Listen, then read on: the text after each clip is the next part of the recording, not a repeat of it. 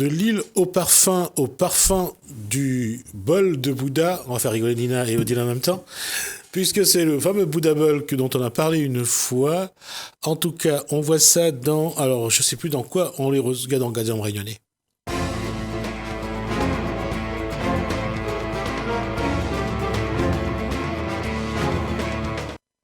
Odile, bonsoir. Nina, bonsoir. Et puis, revoilà Shakila. Donc, bonsoir. Tu as senti l'odeur, c'est ça? Ah, il fallait que je reste. J'aime trop découvrir d'autres saveurs et là, j'ai l'impression qu'on part loin, là. D'accord. Dans le bol de Bouddha, on essaye de dire que il y a des aliments équilibrés. D'accord? Oui. Vous allez équilibrer les vitamines, les protéines. Oui, un groupe d'aliments, quoi. D'accord. Alors là, est-ce qu'on peut voir ce qu'il y a dans le bol? Je ne suis pas sûr. Je suis désolé, mais je ne peux pas vous montrer. Alors, qu'est-ce qu'il y a dans ce plat-là?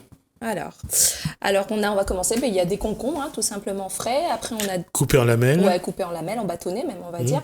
Après, on a des pois chiches. D'accord. On a des carottes rôties au cumin. En rondelles. Voilà. On a des crevettes aux graines de sésame et à l'ail. On a une purée d'avocat style guacamole, épicée. On a des... Recule un petit peu pour qu'on je suis trop près du micro, d'accord. Et on a des pâtes, en fait, c'est des pâtes qui sont faites à base de blé et de haricots rouges. D'accord. On a des tomates. Et après, j'ai fait une vinaigrette à base de purée de sésame, soja, miel, huile d'olive, poivre et... Allez, je vais me risquer de montrer l'assiette. Alors, j'attends le gros plan. Voilà ce que vous pouvez voir. Donc, elle va mettre son doigt dans l'assiette pour expliquer. Alors, donc là, les concombres, les pois chiches, les carottes, les crevettes, la purée d'avocat. Là, on peut apercevoir les pâtes blé haricots rouges, voilà. Les tomates, ça, c'est des petites herbes, c'est du persil. Et après, là, vous pouvez voir les pointes de vinaigrette à la purée de sésame et de soja, huile d'olive. Alors, je vais dire ça pour que tout le monde soit d'accord. Et l'odeur même des crevettes, là, je ne sais pas quelle est la préparation, mais il y a une odeur de ces crevettes, c'est vraiment tout simplement ça donne envie de manger. Ça sera juste après ça. Donc, on va d'abord garder l'assiette pour que les gens puissent en profiter un petit peu. Comment vous avez préparé ça, à deux ou... Non, je l'ai préparé toute seule, là. D'accord. Aujourd'hui, j'étais toute seule. Mais en fait, pour la petite histoire, c'était mon repas de midi. Et je me suis dit, pourquoi pas. Je me suis dit, depuis qu'on parle du fameux bol de Bouddha. Donc, je me suis dit, alors, je l'emmène. Moi, j'aime bien les midis manger comme ça. Au moins, on rejoint tous les groupes d'aliments à l'intérieur. C'est équilibré. Et puis, voilà, c'est ça. Quand on parle de repas équilibrés, voilà. On parle de quoi exactement? Parce il faut respecter, voilà. Après, j'ai pas en tête le nombre, le pourcentage en fait, mais c'est bien quand on a les principaux groupes d'aliments, les fibres, les protéines, les céréales, voilà, les légumineux. Donc voilà. Alors, il faut voir ça c'est expliqué sur Internet. Bon, j'ai regardé ça une fois et j'ai rencontré quelqu'un qui propose ça à son restaurant. D'ailleurs, donc c'est à Saint-Paul. C'est le Carrezin, donc pour le dire, parce que c'est. Alors là, je cherche le prénom de Masso. J'ai oublié son prénom, mais tant pis, je vais m'en vouloir, mais tant pis. On retient le Carrezin déjà. Voilà. Donc, et c'est vrai qu'aujourd'hui, pourquoi on parle de ça? Parce que j'attends de pouvoir vous le montrer aussi, c'est que la cuisine est en train d'évoluer. Aujourd'hui, acheter sur la route un snack, un camion-bar, un chop-suey ou une barquette avec du riz, du grain, un rougail saucisse, rougail morue, ou un tchak boucané et un peu de piment, ça vaut 5 à 6 euros aujourd'hui. On mange, je vais dire, vous payez ce que vous mangez. Par contre, ce qui se crée de plus en plus, c'est les snacks, les bars à salade. Tout à fait. Actuellement, les bars à salade, c'est entre 5 et 10 euros généralement. Ça coûte plus ou moins ça. Tout à fait. Mais là, dans la salade verte, vous pouvez mettre des tomates, des carottes, tout ce que des courgettes, ça peut se des décliner, fromages, on peut faire du poisson, de la viande, fait. voilà. Vous choisissez en fonction. Vous prenez on voit ça également dans les snacks. Vous arrivez, vous prenez de la semoule, vous prenez du riz, vous prenez de la salade, et puis vous rajoutez des légumes. Que ce soit des aubergines, que ce soit des... Vraiment, vous avez le choix. Et là où vous avez également le choix, c'est au niveau de la sauce. Tout à fait. Du balsamique, voilà. Là, j'ai choisi de faire avec une purée de sésame. On peut assaisonner comme on veut. Ou tout simplement un filet d'huile d'olive, tout simplement, ou autre, noir. Il y a une chose qui est vraie, c'est que l'évolution de l'alimentation réunionnaise fait que on mange toujours beaucoup de riz, Mais on mange aussi beaucoup de pain. Et on commence à manger beaucoup de légumes cette fois-ci. Ça, c'est bien. Normalement, dans une assiette équilibrée, on dit que normalement la moitié de l'assiette devrait être en légumes. Et après, on a un tiers, je crois qu'on a un tiers de protéines et le reste en féculents, légumineux et tout ça. Donc, Est-ce que c'est visible? Est-ce que quand vous faites vos ateliers, est-ce qu'on sent que les gens recherchent surtout une alimentation saine, mais pour la santé, pas seulement pour être bien, mais pour ne pas tomber malade finalement? Ça arrive. Il y en a qui nous Après, on a tout public. Franchement, honnêtement, il y a vraiment tout public. Il y en a qui sont ancrés. Après, nous, on ne fait pas que des aliments de cuisine équilibrée. Non, je dis pas qu'on vous demande que ça. Mais est-ce qu'il y a des gens aujourd'hui qui cherchent à manger? Ça me fait penser à ce livre, Je mange et je me soigne. Oui, tout à fait. C'est ça, cette démarche-là. Ouais. Ça, c'est dit aussi que manger, c'est une thérapie. Enfin, bien manger, c'est oui, on dit que ça apporte une vitalité, la joie de vie, et puis ça doit être un plaisir de manger. Et aujourd'hui, il y en a qui ne mangent pas par plaisir, il y en a qui mangent par nécessité. Non, mais en général, c'est... Ou pour que ça soit... S'ils ne sont pas arrivés à satiété, qu'ils ne sont pas repus complètement, je veux dire, pour eux, ils n'ont pas assez mangé ou ils n'ont pas bien mangé. Et pas seulement... Pourquoi j'ai fait cette entrée à la matière? C'est parce que pour certains, manger ça, même si c'est en grande quantité, ça ne va pas les rassasier. Ouais, voilà. Parce qu'ils sont habitués à leur riz, leur voilà, grain, c'est ça. Et c'est ça. Et c'est pour ça que je dis qu'il y a une évolution des mentalités. Le problème, c'est que les seuls qui se contentent vraiment de manger des choses pas traditionnelles sont les jeunes. Leur hamburger, leur pain américain, leur sandwich américain.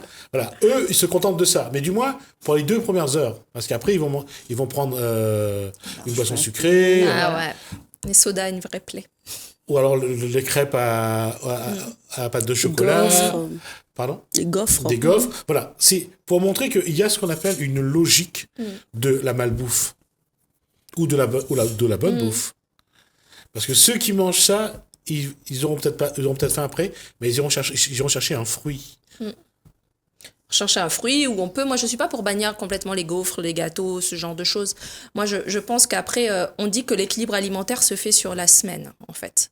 Donc, tous les jours, tu ne vas pas te taper une gaufre, quoi.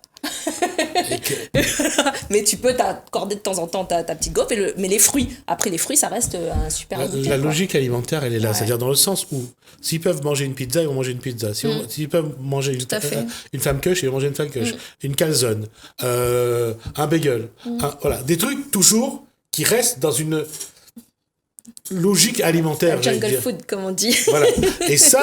Et c'est pour ça que je disais que l'arrivée des bars à salade, l'arrivée de ce genre de ce que fait Madame Massot dans son restaurant, on voit qu'il y a une évolution. Et les gens préfèrent mettre de l'argent dans une bonne assiette. Oui. Plutôt que d'aller... Enfin, il y a une génération qui aujourd'hui préfère une bonne assiette. Parce que quand on voit autant de vendeurs de burgers à La Réunion, c'est qu'il y a quand même des clients. Mais comme on vous disait au préalable, par exemple, nous samedi, on a une cliente qui nous a commandé un brunch pour un anniversaire, elle va le faire à la plage. Ben, cette fois-ci, elle a voulu changer, elle est partie sur un brunch où on va lui faire que des produits faits maison, justement. Pour expliquer ce que c'est un brunch. Un brunch, en fait, c'est anglo-saxon, c'est une sorte de petit déjeuner qu'on prend tardivement dans la journée et ça mélange le sucré et le salé, en fait. Et qui ressemble plus à un déjeuner. En France, c'est l'apéro, non?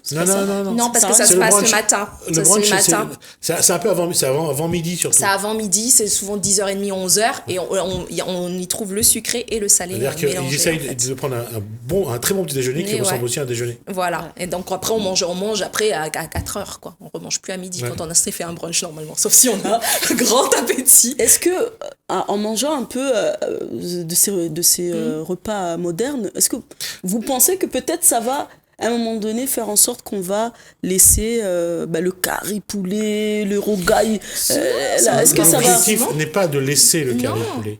L'objectif, c'est de ne pas manger, comme vient de dire que le curry poulet, que manger que du riz, du grain, voilà. Et un curry en sauce. Voilà, varier notre alimentation, je pense. Et je pense d'autant plus qu'on va plus apprécier le dimanche de se taper le bon curry en famille. Donc voilà, moi aujourd'hui, comme je disais, je suis flexitarienne, je mange tout, mais aujourd'hui je préfère manger de la bonne viande et moins souvent. Et puis, on ne va pas critiquer non plus. Manger une pizza, si elle est végétarienne, elle est moins, j'allais dire, elle est moins nocive. Alors que si vous prenez une fondue avec beaucoup de graisse, avec beaucoup de viande, ou comment on appelle encore l'autre qu'on fait avec des pommes de terre. La raclette, j'adore ça. Voilà. Si on mais fait j'en ça mange pas tout le temps. avec beaucoup de charcuterie, c'est pas une question de riz, grain, non. Ouais. C'est la variation de l'alimentation. Et c'est pour ça que quand on parle du bol de Bouddha, je dis à chaque fois, ça me fait toujours drôle de me dire que finalement, nous avons la solution. Et on le demande à nos aînés, du riz, des breads. Ah mais oui, là ça pourrait être qu'on pourrait faire un bol de Bouddha totalement créole, comme on dit. Tout à fait. Il y aurait les breads auraient toute sa place là. Ouais. On pourrait mettre par exemple, de la citrouille, de la sardine. Il y a plein de choses qu'on pourrait justement. Voilà, c'est pour ça que c'est notre vision. Et qu'est-ce qui explique que pour certaines personnes, quand ils mangent, il n'y a pas un morceau de viande sur leur assiette?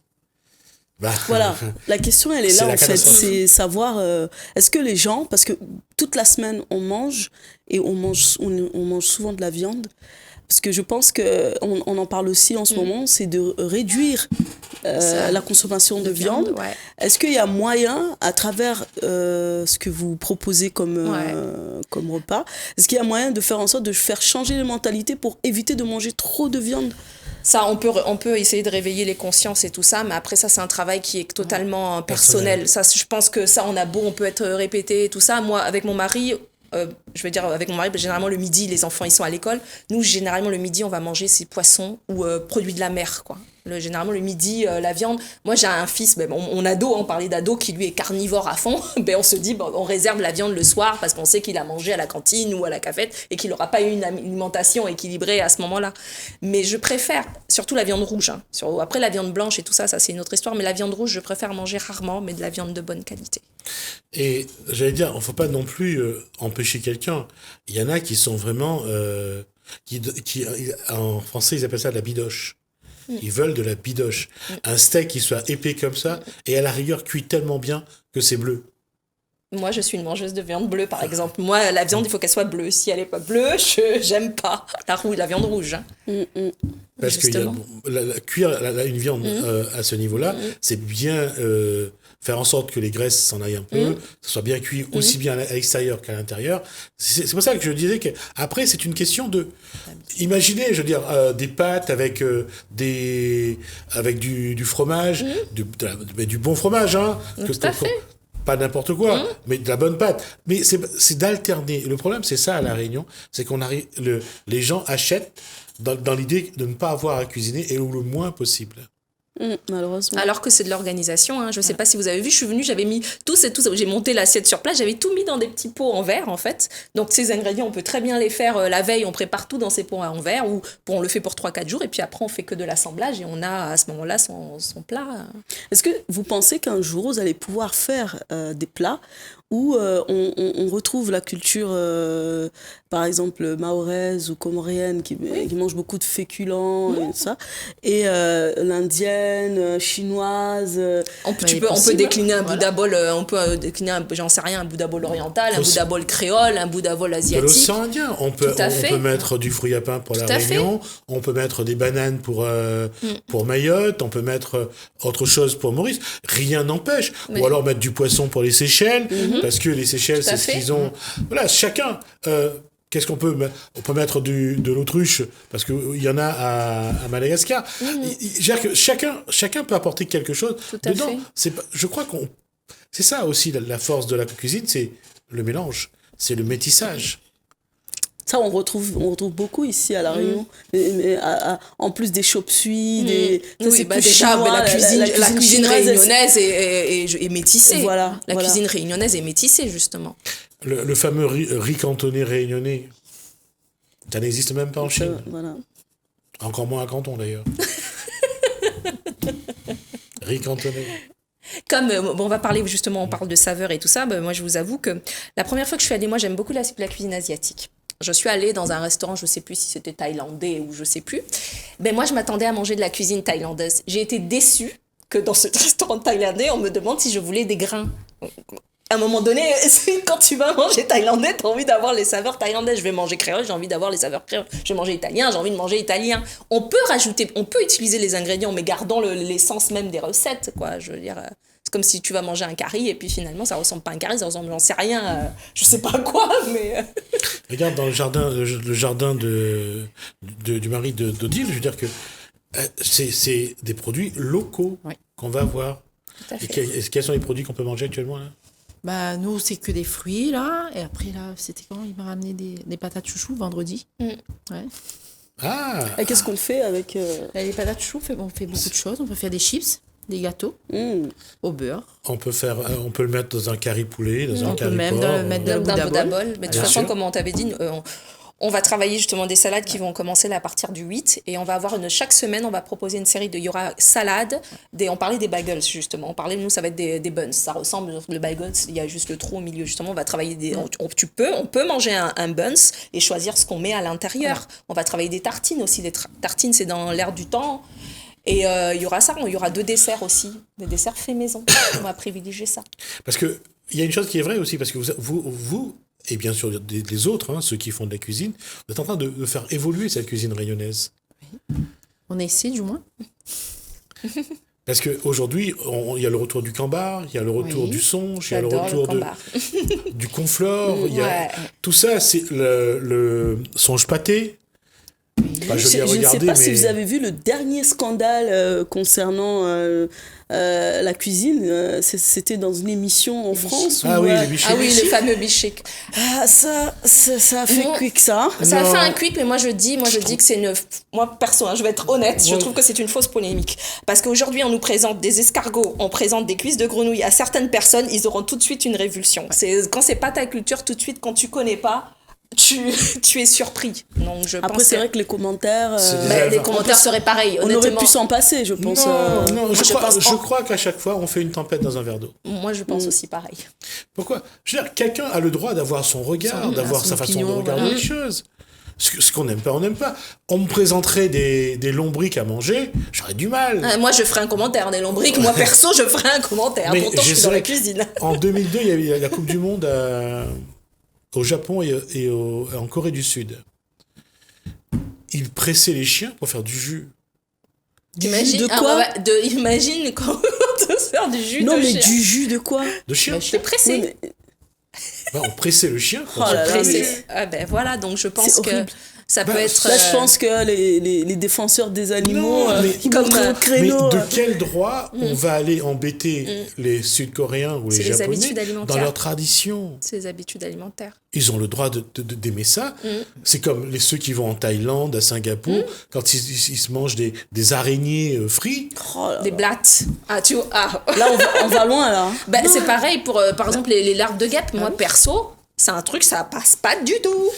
Il faut qu'on apprenne à accepter l'autre. Voilà. Mais est-ce que dans la cuisine, je veux dire, pour manger, il n'y a pas de limite ? Est-ce qu'on peut manger tout ce qu'on veut ? Normalement, avant, qu'est-ce que les gens mangeaient ? Ils mangeaient de la chair humaine. Après, on a interdit. Mais aujourd'hui encore, dans le monde, il y a des gens qui mangent de la chair humaine, mais c'est pas dit. En Allemagne, il y a quelques années, il y a quelqu'un qui a mis sur Internet, il offrait sa cervelle. Il y en a un qui a répondu parce qu'il bouffait sa cervelle. Oh, purée. Là, par contre, on est sorti du brunch. Enfin, là, on est pris dans je ne ramènerai pas un Buddha Bowl de cervelle humaine, je préviens. Quelle est la tradition chinoise reculée aujourd'hui ? Parce que officiellement, c'est interdit. C'est de quoi ? C'est d'ouvrir le crâne d'un singe et de manger sa cervelle pendant qu'il est vivant. Ça se fait même dans certains pays en Afrique aussi. Ouais. Faut arrêter de... Chacun a sa façon de vivre. Il paraît que ça amène l'intelligence. Et souvent, ils disent que ça leur permet d'avoir... Comment on appelle ça ? C'est aphrodisiaque, souvent. En plus, intelligent, aphrodisiaque. Comme le tigre peut l'être dans certaines parties de son corps, ou le rhinocéros. Pourquoi on tue les animaux ? Parce qu'il y a des traditions qui sont maintenues, c'est tout. J'avais une question qui vient... Oui, il faut se dépêcher parce que je crois qu'on est déjà en retard. En fait, est-ce qu'on peut dire que manger, dans sa façon de manger, ça peut déterminer qui on est ? Bien sûr. Ah oui, carrément. Quelqu'un qui mange beaucoup de viande rouge, c'est pourquoi ?